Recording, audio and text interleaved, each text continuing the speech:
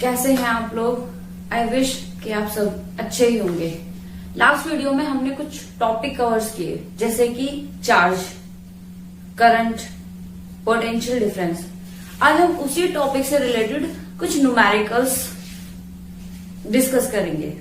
ठीक है, तो आइए स्टार्ट करते हैं। लास्ट वीडियो में हमने चार्ज को डिस्कस किया, current and potential difference. Charge को हम किससे रिप्रेजेंट करते हैं? क्यू से। इस सिंपल एक थोड़ा सा रिवीजन टाइप में, और इसकी यूनिट क्या थी? कूलॉम। करंट को आई से, आई इज इक्वल टू क्या था आपका? Q upon T, charge upon time. Current की ऐसा unit ampere and coulomb upon second.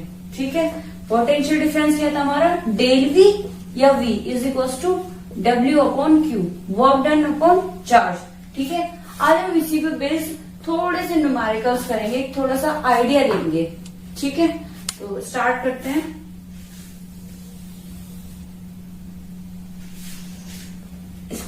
इसकी यूनिट वोल्ट, डब्ल्यू की जूल और कूलॉम। ठीक है, अब हम स्टार्ट करते हैं।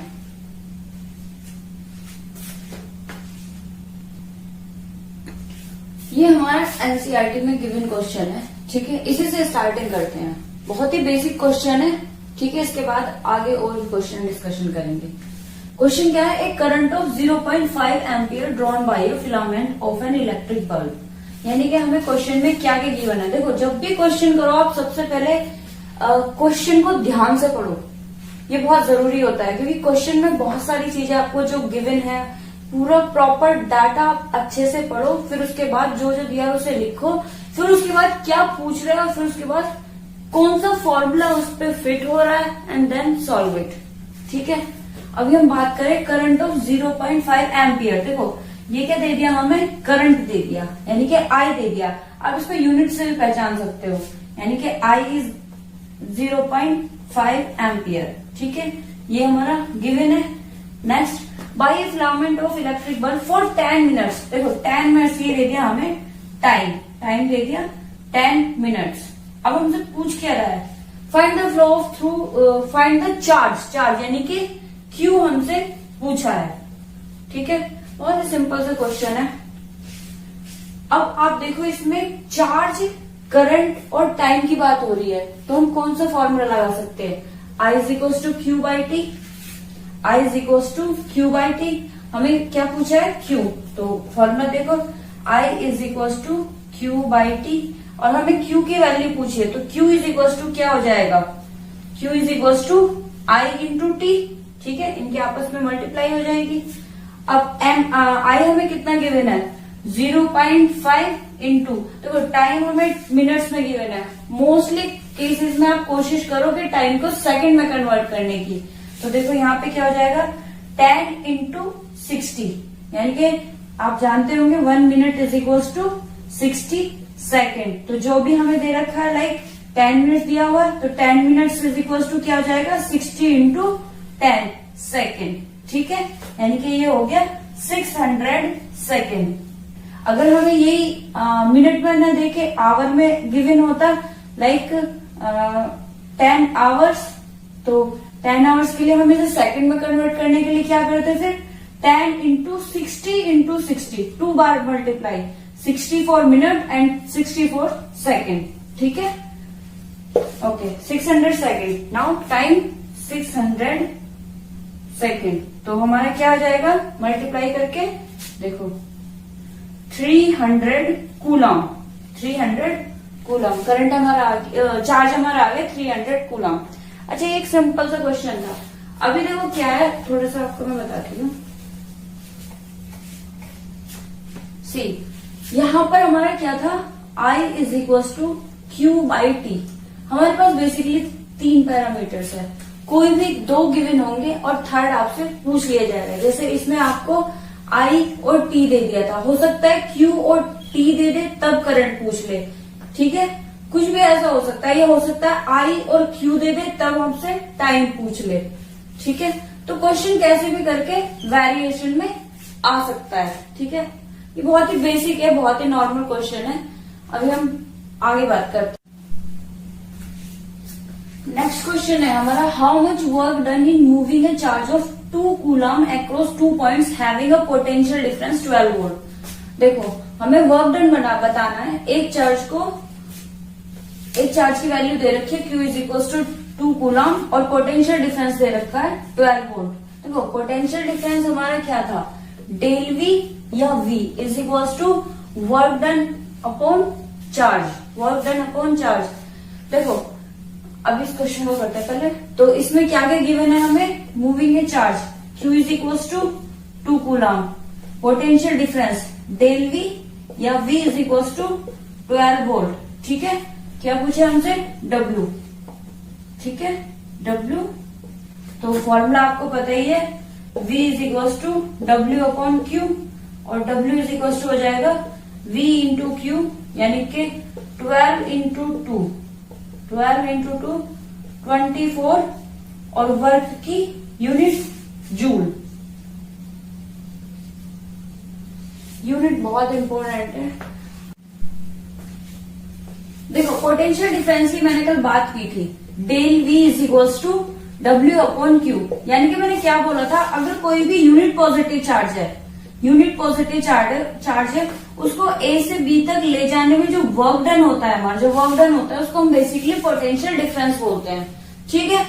अब अगर मैं यहाँ पे बात करूं डेल V मेरा क्या होगा, VB minus VA, VB minus VA, और वर्क डन जो होगा A से B तक हम चार्ज ले जा रहे हैं वही अपॉन Q, ठीक है। एक एग्जांपल देखते हैं। मान लो मेरे पास 2 पॉइंट्स है A एंड B, ठीक है। A पे मेरे पास पोटेंशियल डिफरेंस गिवन है 30 वोल्ट और B पर है 50 वोल्ट, ठीक है। और A का चार्ज मुझे दिया हुआ है 2 कूलम। अगर मुझे वर्क डन इसमें कैलकुलेट करना पड़े A से B तक के लिए, तो मैं हम लोग कैसे करेंगे, ठीक है। तो मैंने क्या बताया, del V is equal to W upon Q, ठीक है।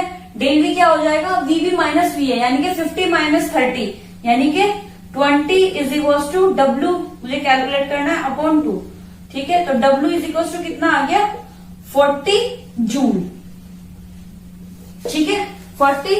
अभी हम एक बहुत छोटा सा टॉपिक पढ़ेंगे, जो हमारे इलेक्ट्रिक सर्किट्स बनते हैं उसमें हमारे कुछ सिंबल्स यूज होते हैं रिप्रेजेंट करने के लिए कंपोनेंट्स को, या जैसे बैटरी को कैसे रिप्रेजेंट करते हैं, या कल हमने एक सर्किट में भी देखा, मैंने बताया था उसमें एमीटर और वोल्ट मीटर। तो कुछ हमारे सिंबॉलिक रिप्रेजेंट है।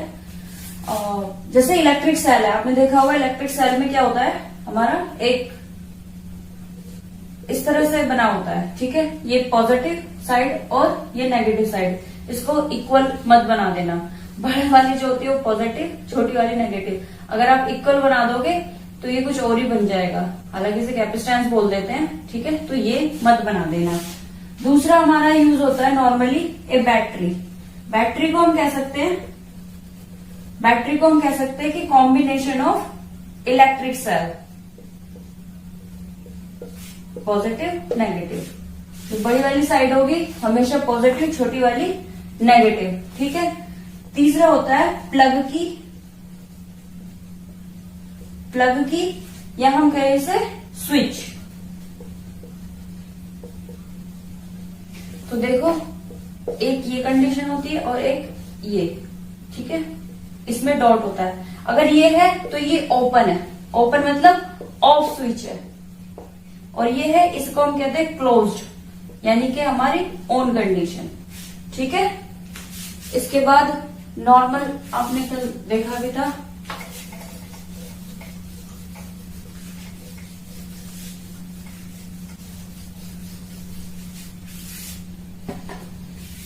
इलेक्ट्रिक बल्ब, उसको हम कैसे रिप्रेजेंट करते हैं, ठीक है। ये इलेक्ट्रिक बल्ब का है। फिर आता है रेजिस्टेंस, जो हम अभी आगे अपने टॉपिक्स में पढ़ेंगे।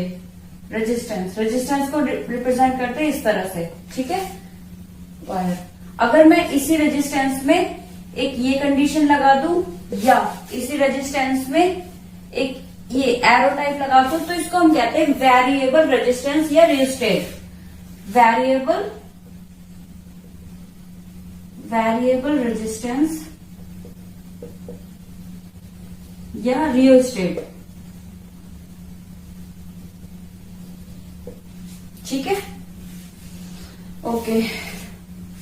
इसके बाद एक नॉर्मल, आपको पता है ये वोल्ट मीटर को हमने कैसे रिप्रेजेंट किया था, ये voltmeter, positive negative. Second ammeter को भी हमने राउंड में ही किया था, पॉजिटिव नेगेटिव। मतलब बेसिकली अगर आपको किसी भी सर्किट में कुछ चीजें दी हुई है तो आप डिफाइन कर सकते हैं। लाइक एक सर्किट ही बना हुआ है नॉर्मल,